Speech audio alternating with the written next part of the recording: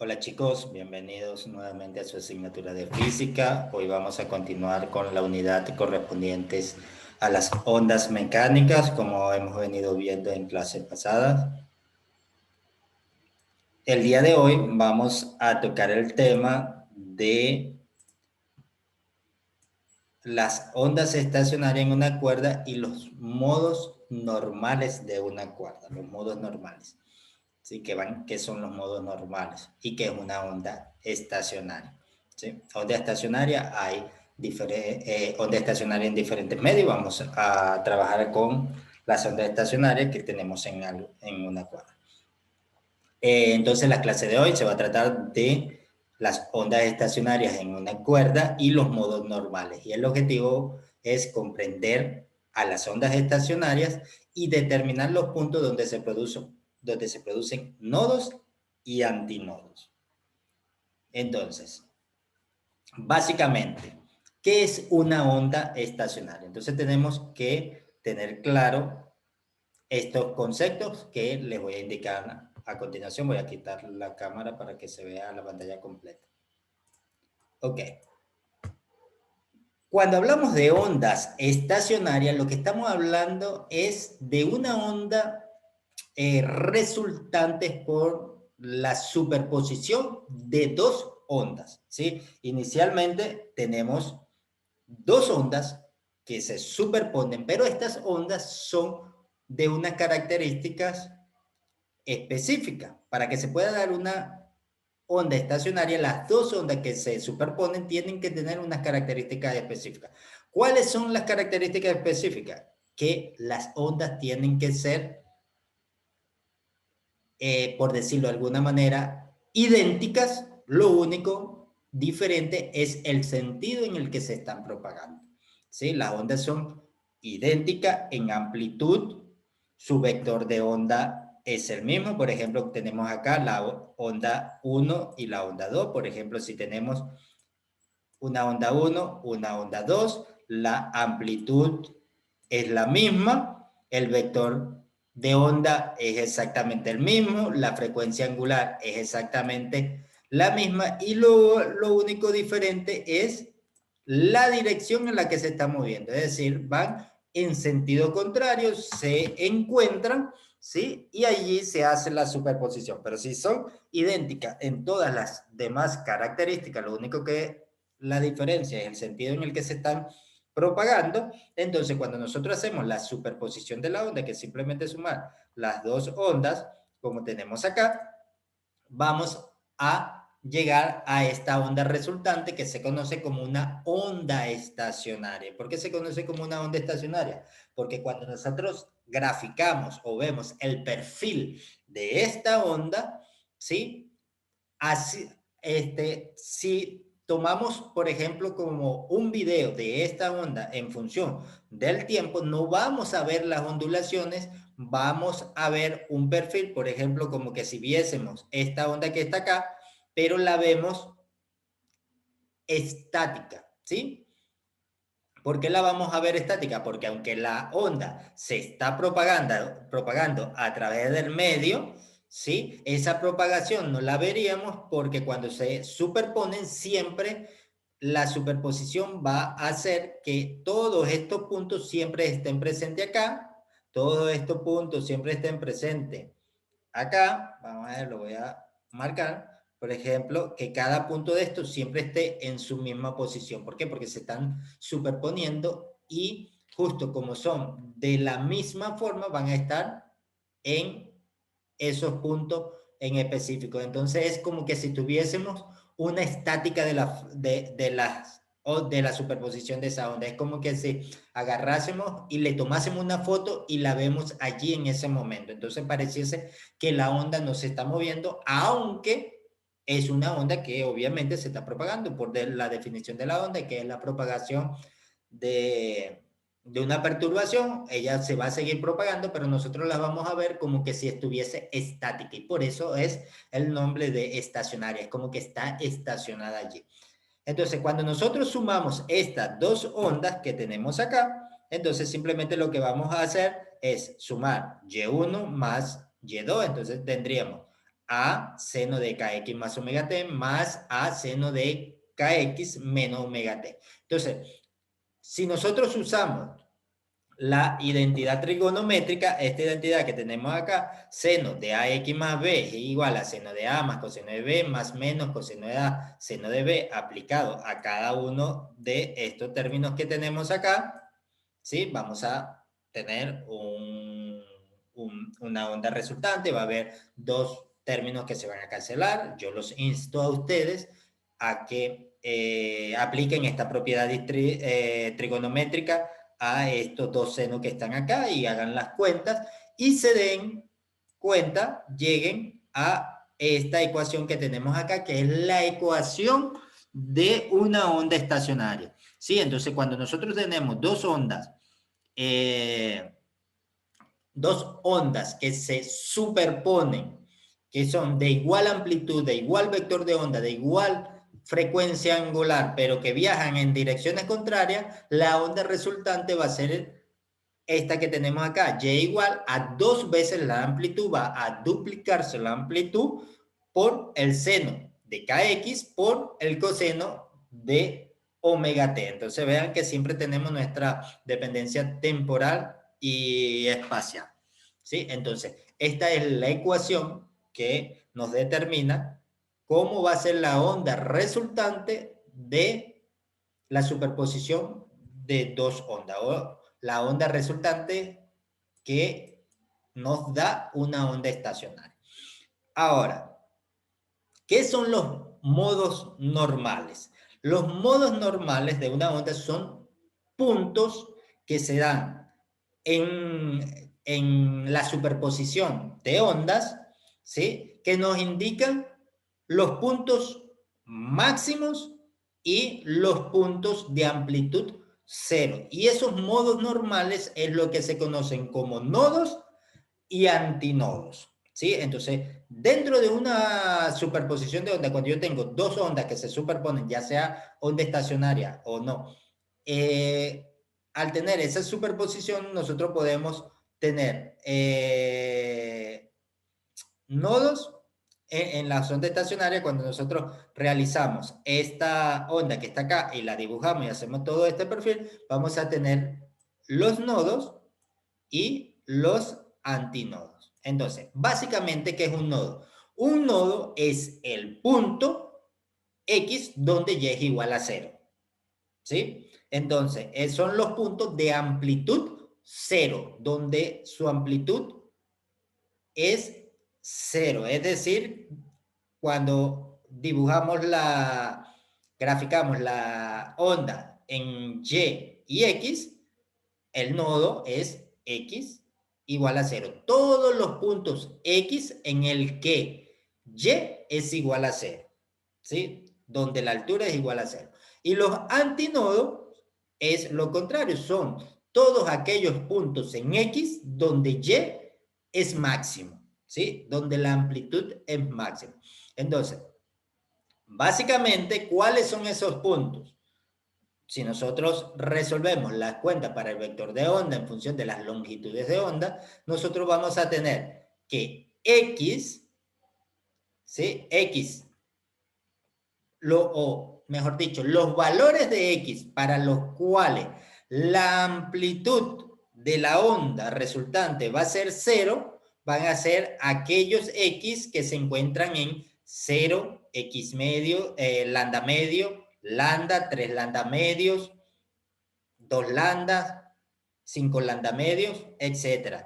¿Sí? En resumidas cuentas va a ser cuando n lambda sobre 2. ¿Sí? Cuando x vale n lambda sobre 2 para valores de n es igual a 1, 2, 3, 4, 5, 6, 7, etc. ¿Sí? Para todos los reales para todos los números reales positivos, ¿sí? Entonces, repito, los nodos son los puntos de amplitud 0 y se encuentran en x igual a n lambda sobre 2 para n igual a 0, 1, 2, 3, 4, etc. Y los antinodos, que son los puntos de amplitud máxima, se encuentran en aquellos valores de X igual a lambda cuarto, 3 lambda cuarto, 5 lambda cuarto, ¿sí? En definitiva, para los n lambda sobre 4, pero ahora n va a tomar los valores positivos impares. 1, 3, 5, 7, 9, 11, 13, 15, 17, 19, 21, etcétera, hasta el infinito, pero solo los impares. Entonces, en resumen, los antinodos son los puntos de amplitud máximos y se encuentra en todos los puntos X igual a n lambda cuarto para n igual a 1, 3, 5, 7, etc. Entonces, ¿de qué va a depender cuando tengo la onda? De cómo es la longitud de onda. Entonces, dependiendo de la longitud de onda, nosotros podemos ubicar los nodos y los antinodos.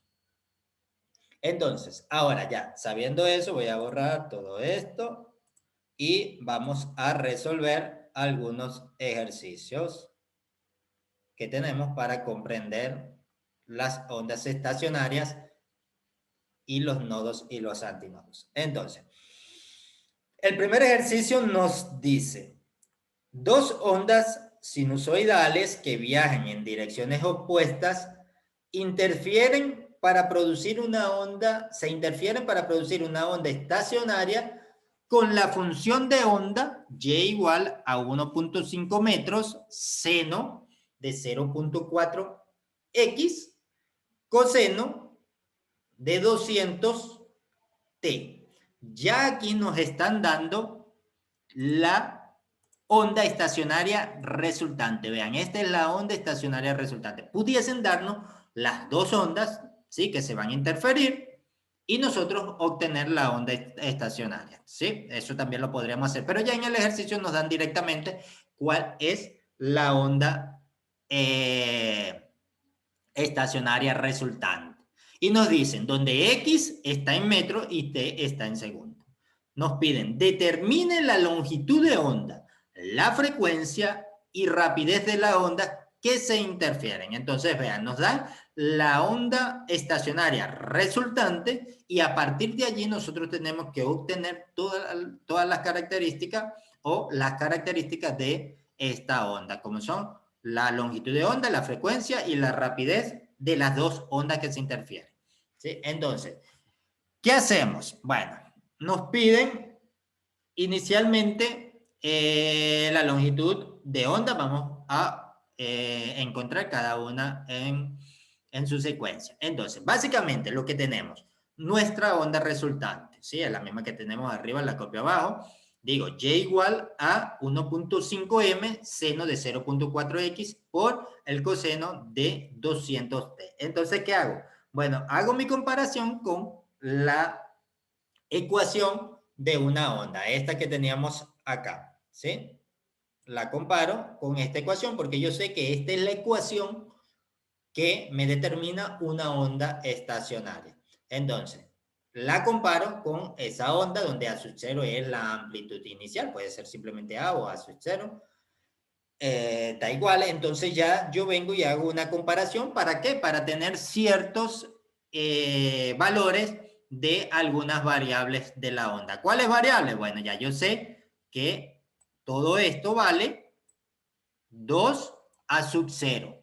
Ya yo sé que esto es quien acompaña a X, entonces ya yo sé cuánto vale el vector de onda o el número de onda, y este 200 que acompaña a T me representa la frecuencia angular. Entonces, por una simple comparación con la ecuación general de la onda estacionaria, ya yo puedo saber que mi vector de onda es igual a 0.4, mi frecuencia angular es igual a 200 radianes sobre segundos, y que mi amplitud es 1.5 metros dividido para 2, ¿sí? O que el doble de mi amplitud es igual a 1.5, es exactamente lo mismo.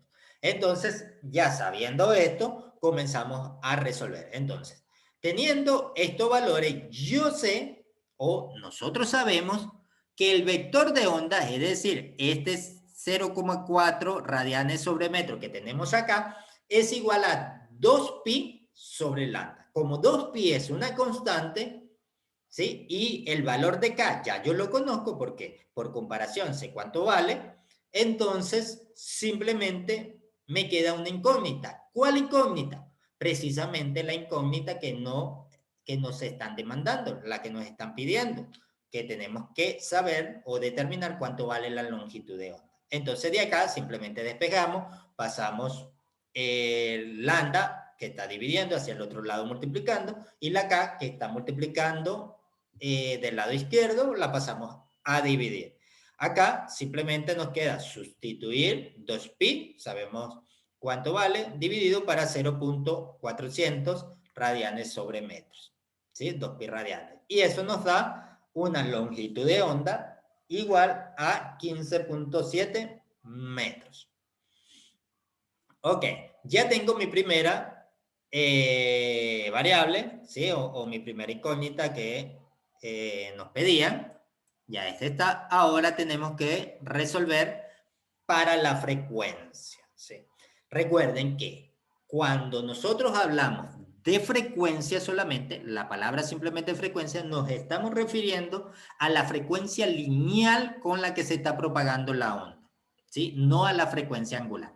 Acá ya tenemos la frecuencia angular. Nosotros sabemos cuánto vale la frecuencia angular por comparación, 200 radianes sobre segundo. Entonces, como nos piden la frecuencia lineal, nosotros tenemos nuestra relación entre una y la otra, porque al fin y al cabo ambas son frecuencias. Entonces, nosotros sabemos que la frecuencia angular es igual a 2pi por la frecuencia lineal. Como nos interesa saber cuánto vale la frecuencia lineal, simplemente despejamos, decimos que la frecuencia f va a ser igual a omega sobre 2pi. Y como 2pi es una constante y omega ya la conozco, entonces simplemente sustituimos omega 200 radianes sobre segundo entre 2pi radianes y al resolver esa división simple, nos queda que la frecuencia lineal es igual a 31.8 Hz.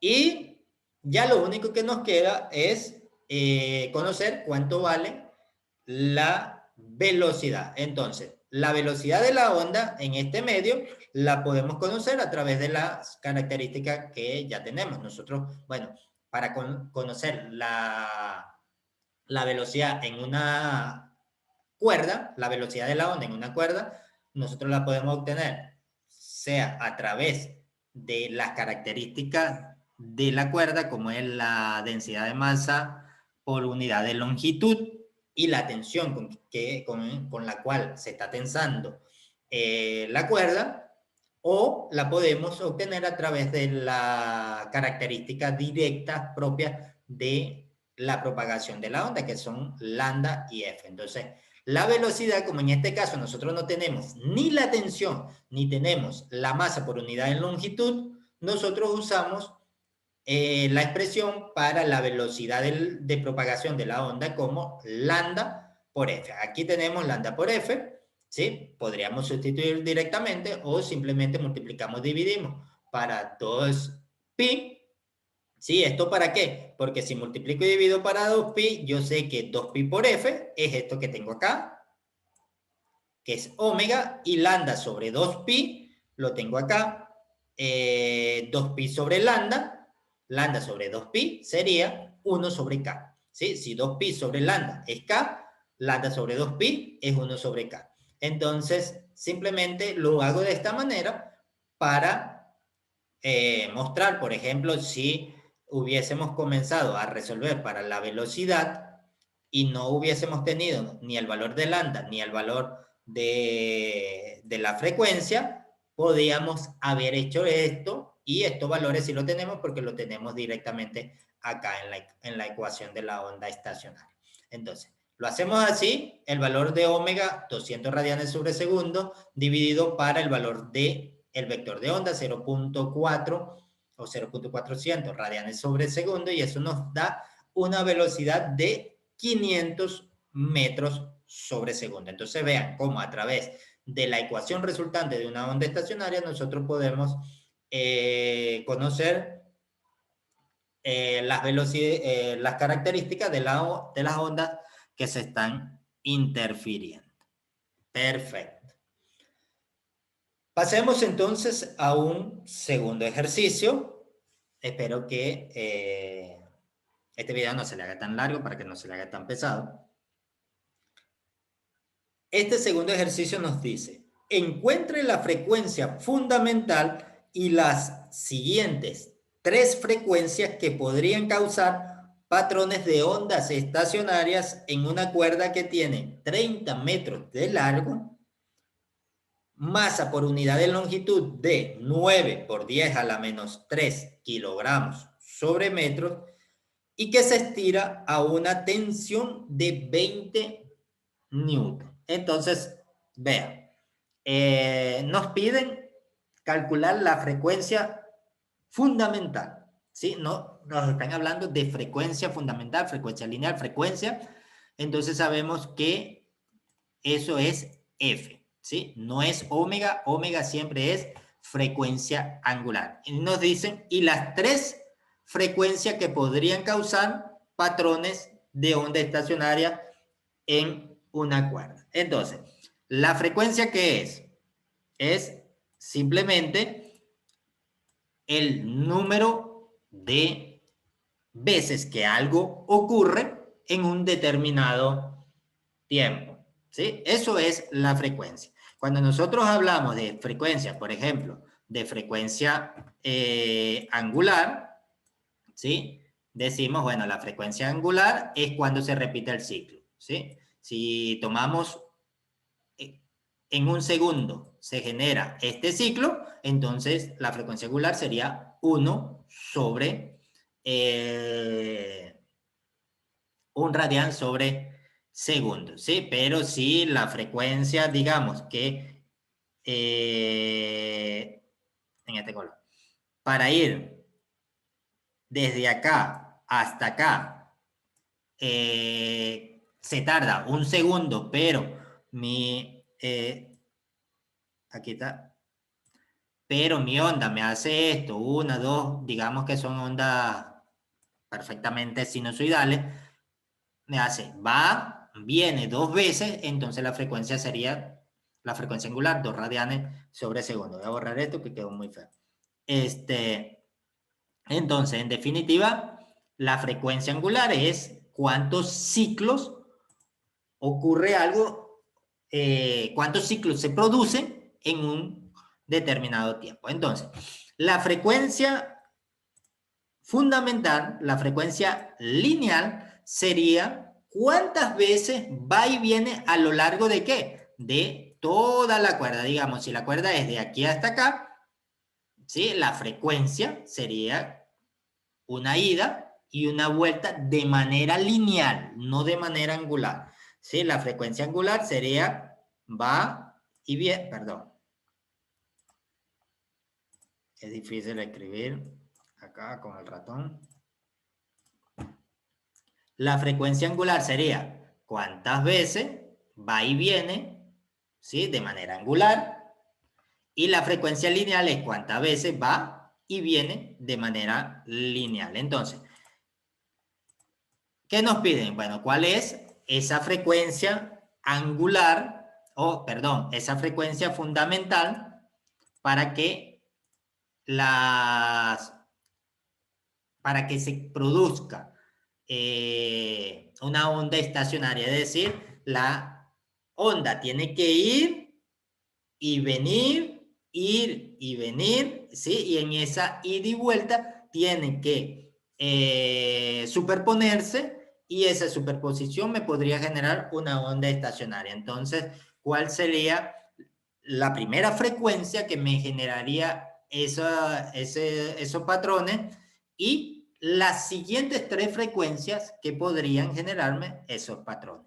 Entonces, tenemos acá como datos la tensión, tenemos la longitud y tenemos la masa por unidad de longitud. Entonces tenemos la longitud de la cuerda, tenemos la densidad de masa lineal y tenemos la tensión.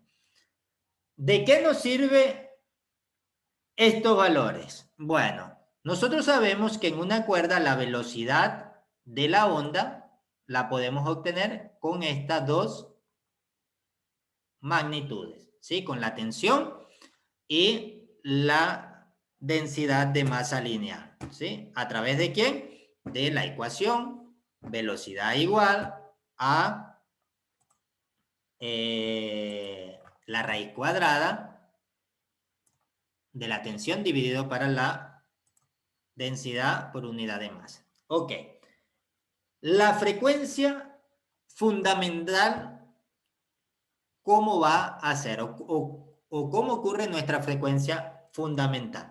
La frecuencia fundamental es igual a la velocidad dividido para 2 veces la longitud, ¿sí? 2 veces la longitud, ¿por qué? Porque tiene que ir y venir, ¿sí? Entonces, dependiendo de qué velocidad tiene para recorrer ese camino, nos da la frecuencia. Entonces, la primera frecuencia va a ser la velocidad entre 2L y la siguiente frecuencia son múltiplos de esta primera frecuencia, ¿sí? Porque se va a seguir moviendo a la misma velocidad. Ok, entonces, si nosotros hacemos un análisis dimensional acá, vemos que esto es metros sobre segundo dividido para metros. Metros con metros se va a cancelar y nos va a quedar 1 sobre segundo, que son unidades de frecuencia. Entonces, todo está perfectamente acorde. Me voy a borrar esto. Ok. Entonces, ya conocemos nosotros la longitud. ¿Qué nos hace falta conocer? La velocidad. ¿Y a través de quién conocemos la velocidad? A través de las características de la cuerda y de cómo está tensada la cuerda. Entonces, para obtener la velocidad de la cuerda, decimos que la velocidad es igual a la raíz cuadrada de la tensión dividido para la densidad de masa lineal. Y eso, al sustituir b raíz cuadrada de 20 sobre 9 por 10 a la menos 3 kilogramos sobre metros, nos da una velocidad de 47.1 metros sobre segundos. Entonces, ya está listo, ya tenemos nuestra velocidad, prácticamente tenemos resuelto todo el ejercicio, simplemente nos toca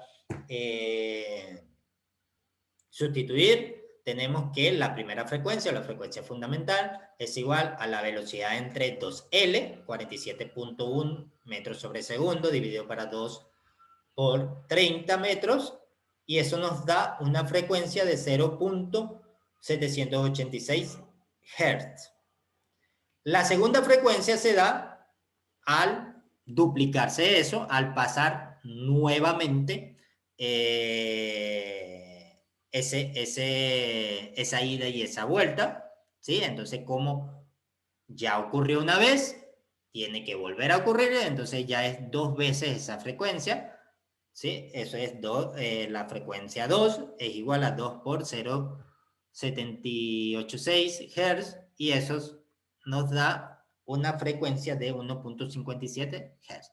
Y ahora simplemente sustituimos para la tercera, 3F, nos da una frecuencia o una tercera frecuencia de 2.36 Hz, y para la cuarta frecuencia, es decir, las 3 siguientes frecuencias a las que se pueden dar patrones de onda estacionaria, sería en F igual a 3.14 Hz. Entonces, esta sería la frecuencia fundamental, ¿sí? Es la frecuencia del movimiento, y estas otras 3 serían las siguientes 3 frecuencias a las cuales se puede obtener patrones de ondas estacionarias.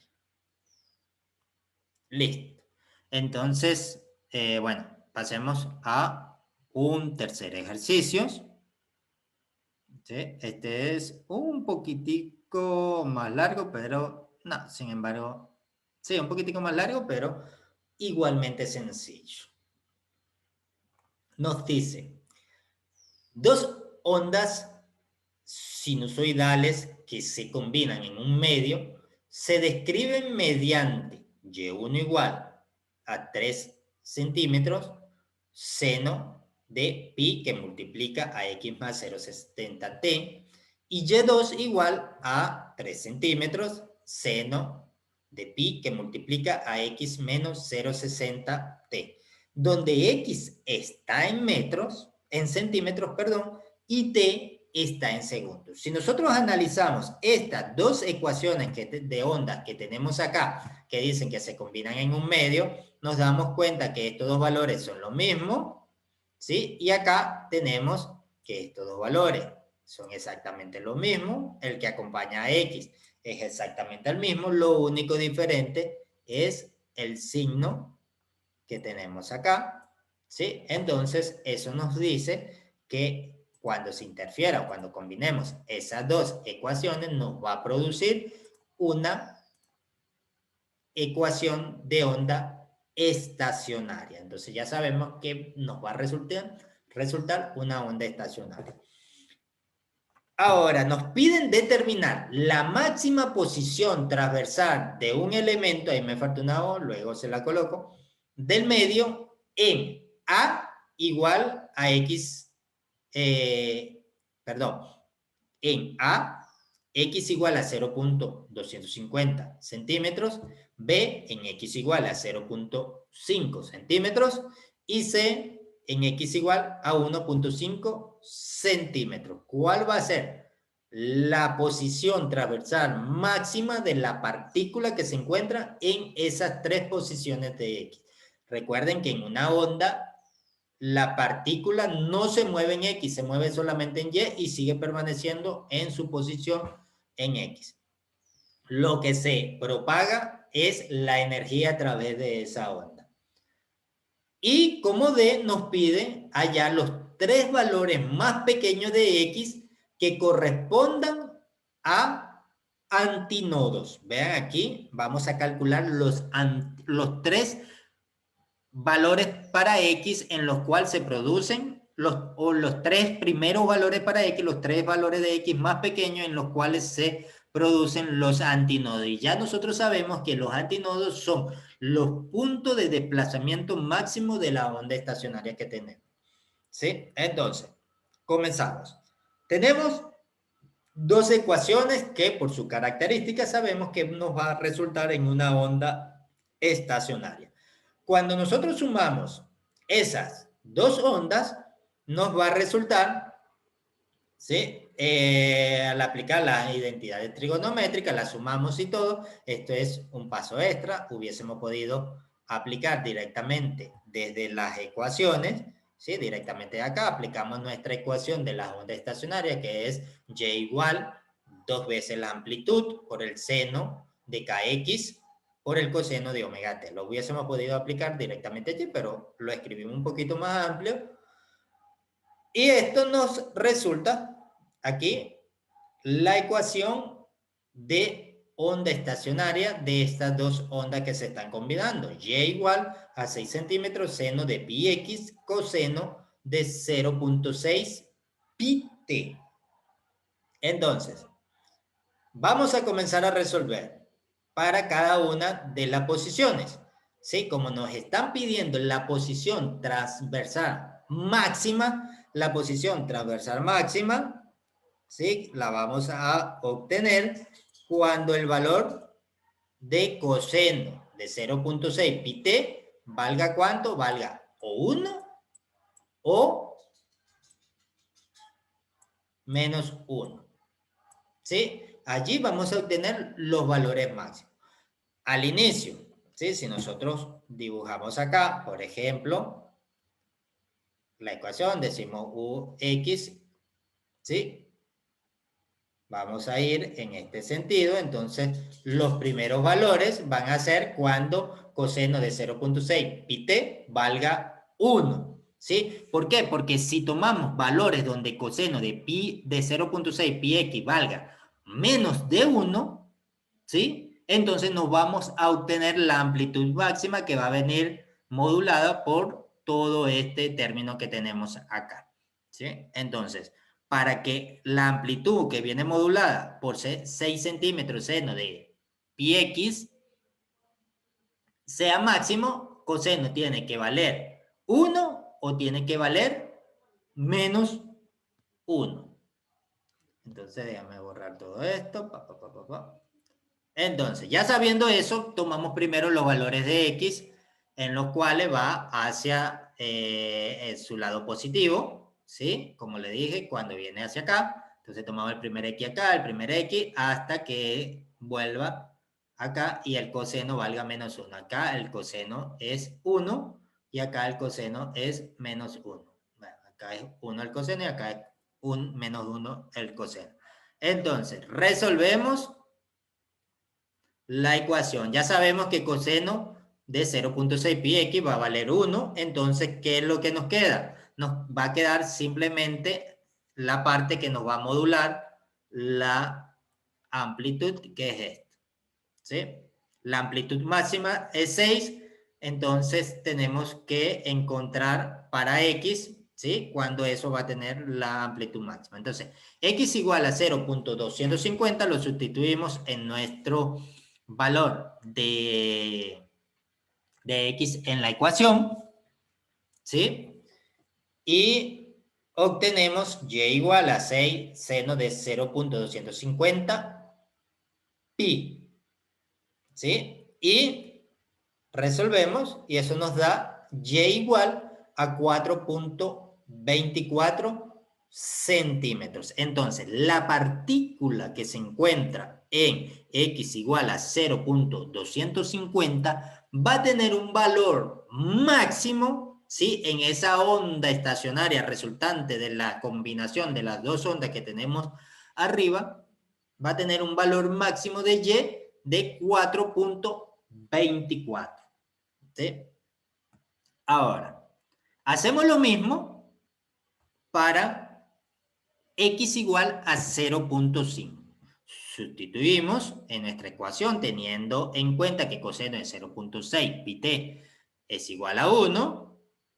Sustituimos el 0.5x y nos da y igual a 6 centímetros por el seno de 0.5 pi, y eso nos da un valor de 6 centímetros. ¿Qué nos quiere decir esto? Bueno, esto nos quiere decir, perdón, voy a borrar acá. Esto nos quiere decir que cuando x vale 0.5, para x, el valor de y es máximo. ¿Por qué? Porque vean, tenemos acá, esta es la amplitud máxima que se da cuando seno de pi x por coseno de pi t, de omega t, es igual a 1. Esta es la amplitud máxima. No puede en esta onda conseguirse un valor para y mayor que 6. El valor máximo que va a obtener esta onda es y igual 6 centímetros. ¿Sí? 6 centímetros. Ese es el valor máximo. Entonces, en 0.5 nosotros ya obtenemos nuestro valor máximo en y. Entonces, ¿qué quiere decir esto? Que bueno, ahora nos seguimos moviendo hacia la derecha, ¿sí? Si ya en 0.5 obtuvimos el valor máximo, ¿qué quiere decir? Que a partir de allí, para x, va a comenzar a disminuir y va a llegar un momento donde, si de acá a acá fue 0.5, de acá hasta acá, si de aquí hasta aquí fue 0.5, de aquí hasta aquí también es 0.5. Quiere decir que desde aquí hasta aquí también tiene que haber 0.5. Y 0.5 más 0.5 más 0.5, ¿cuánto da? 1.5, que es básicamente este valor, el siguiente valor para x, donde debemos calcular la posición transversal máxima. Entonces, directamente, nosotros usamos, en este caso, ahora, nuestro valor para coseno, que dé menos 1. ¿Sí? Entonces, cuando tenemos el valor, multiplicamos por menos 1, vean que aquí es la parte del coseno, entonces allí ya tomamos nuestra ecuación, la resolvemos y nos queda que Y es igual a 6 centímetros. Me había faltado de escribirle acá el menos 6. Entonces nos da un valor de Y igual a menos 6, como gráficamente hace un momento lo había especificado. Entonces, ese es el valor para Y de la partícula que se encuentra en X igual a 1.5, ¿sí?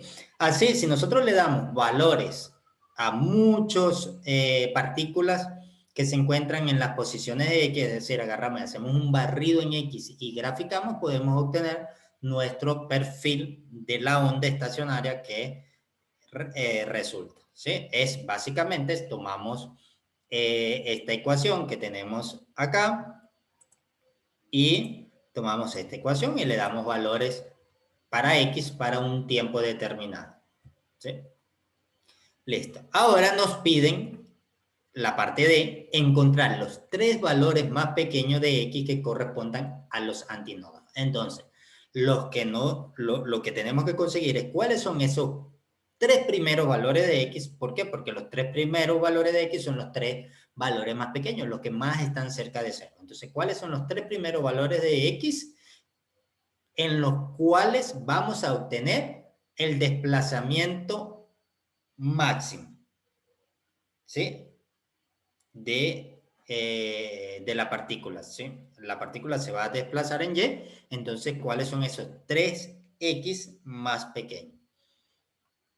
Entonces, nosotros sabemos que los valores para X donde se encuentran los antinodos son aquellos valores de X iguales a n lambda sobre 4. Entonces, para n igual a 1, 3, 5. Entonces, ¿cuáles van a ser los más pequeños? Estos 3 primeros, 1, 3 y 5, que son los 3 primeros valores de n, y eso me va a dar a generar los 3 primeros valores de x, ¿sí? O los 3x más pequeños en los cuales vamos a obtener el desplazamiento máximo. Si quisiésemos los nodos, ¿sí? ¿Qué haríamos? Usaríamos la ecuación para los nodos y calcularíamos los 3 valores de X para los cuales el desplazamiento es igual, el desplazamiento Y es igual a 0. Entonces, ahora, ¿qué pasa acá? Los valores de X dependen de lambda, de la longitud de onda, pero nosotros acá en nuestro problema, si lo leemos, no nos dan la longitud de onda por ningún lado. Entonces, ¿qué tenemos que hacer? Obvio, calcularla. Entonces, ahora nosotros procedemos a calcular el valor de la longitud de onda con el cual vamos a poder determinar los valores de X para los cuales, o los 3 primeros valores de X para los cuales se producen los antinodos, es decir, se producen los desplazamientos máximos. ¿De dónde lo sacamos? Bueno, nosotros conocemos acá el valor de K, ¿sí? Nosotros sabemos que K es quien acompaña a X. ¿Quién acompaña a X? 1 multiplicado por pi. Entonces, K es igual a 2pi sobre lambda y el valor de K es pi, porque vean, acá K es quien acompaña a X. ¿Quién acompaña a X aquí? Un 1 que multiplica a pi. Entonces, K vale pi. Pi con pi se van a cancelar y nos va a quedar que lambda es igual a 2 centímetros, ¿sí? Pasamos lambda a multiplicar al otro lado, cancelamos los pi y nos queda lambda igual a 2 centímetros. Entonces ahora, ya que conocemos lambda, simplemente sustituimos en esta ecuación y decimos, lambda 1 se va a encontrar en n lambda cuarto para n igual 1. 1 por lambda, lambda dividido para 4. Eso nos da un valor de 2 centímetros sobre 4 igual a 0.5 centímetros. ¿Sí? Y 0.5 centímetros, como vimos en el apartado B, 0.5 centímetros fue el punto donde nos dio, si devolvemos, acá 0.5 centímetros nos dio el desplazamiento máximo. la parte B que tenemos acá. 0.5 centímetros nos dio un desplazamiento de 6 centímetros. ¿Sí? Ahora, para el segundo valor de X, usamos el segundo más pequeño, que corresponde a n igual 3, entonces x2 va a ser igual a 3 lambda sobre 4, al sustituir es 3 por 2 centímetros dividido para 4, y nos da un valor x igual a 1.5 centímetros, que es el x, como vimos en la parte anterior, que también nos daba el desplazamiento máximo, ¿sí? Pero en este caso, el desplazamiento máximo en la dirección negativa. ¿Sí? Aquí tenemos 0.5 con su desplazamiento máximo, 6. Y ya, ¿dónde se nos volvería a repetir? Si fue en 0.5 y luego en 1.5, ¿cuánto hay de 0.5 a 1.5? 1. Entonces, por lógica, ¿sí? Si nos ponemos a sacar por secuencia, debería corresponder, si de 0.5 a 1.5 se repite, hay 1 centímetro de diferencia, el siguiente debería ser en 2.5 centímetros, ¿cierto? Simplemente por hacer una secuencia. Entonces vamos a calcular a ver si es cierto. X3 va a estar en n lambda 4 para n igual 5. Al sustituir 5 por 2 dividido para 4, nos da X3 igual a 2.5 centímetros. Entonces, en 2.5 centímetros nosotros vamos a obtener el siguiente desplazamiento máximo. Entonces, así podemos calcular infinitos puntos donde se produzcan los desplazamientos máximos, es decir, podemos determinar infinitos antinodos, también podríamos encontrar infinitos nodos y ir dibujando o, mejor dicho, graficando nuestro perfil de la onda. Entonces, vean, así como se consiguen los antinodos, de la misma manera se consiguen los nodos. A ver, listo. Esto es todo, chicos, por hoy. Vamos a colocar la cámara. A ver. Esta es la clase de hoy. Espero que les haya servido para aclararles cualquier duda que hayan tenido de manera conceptual de lo que ya han ido viendo. Y reitero mi disposición a aclarar cualquier duda que ustedes tengan. Pueden venir y contactarme, agendamos una tutoría y con mucho gusto le aclaro cualquier duda que le haya quedado acerca de los conceptos fundamentales o de la resolución de los problemas. Bueno, chicos, me despido de ustedes. Hasta la próxima clase. Chao, chao.